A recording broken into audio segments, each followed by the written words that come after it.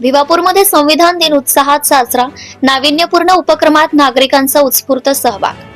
देशाच्या लोकशाहीचा आधारस्तंभ असलेल्या भारतीय संविधानाची महती जनमानसात पोहोचवण्यासाठी दरवर्षीप्रमाणे यंदाही संविधान दिन मोठ्या उत्साहात साजरा करण्यात आला.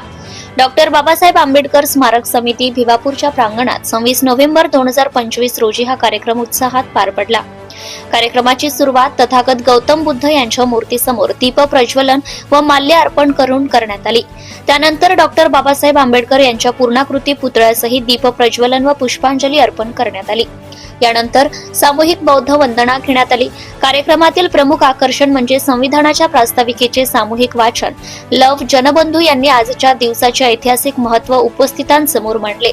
त्यांच्या मार्गदर्शनातून संविधानाचे मूलभूत तत्व, मानवी हक्क व सामाजिक न्याय यांची महती उपस्थितांना पुन्हा जाणवली.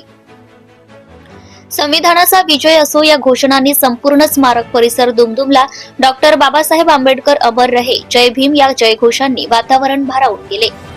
कार्यक्रमाला डॉक्टर बाबासाहेब आंबेडकर स्मारक समितीचे अध्यक्ष तुलाराम जांभूळकर, अंधश्रद्धा निर्मूलन समितीचे तालुका अध्यक्ष सचिन काळे, लव जनबंधू डॉक्टर वसंत खवास, अभिषेक बनसोड, राकेश थुलकर, प्रशांत गायकवाड, प्रेमदास सोरदे, विश्वनाथ जांभूळकर, दुधीराम जानबंधू, बलवंत जांभूळकर, संदीप खडसंग, मिथुन दुपारे, मयूर अंबादे, सुगत वाघमारे, मंगेश चौधरी, धम्मपाल वानखेडे यांसह विविध संघटनांचे पदाधिकारी व नागरिक मोठ्या संख्येने उपस्थित होते. विशेष म्हणजे सर्व उपस्थित नागरिकांना मैत्री ऑनलाईन सेवा केंद्राचे संचालक मिथुन दुपारे व मयूर अंबादे यांनी संविधानाच्या प्रतींचे विनामूल्य वाटप केले.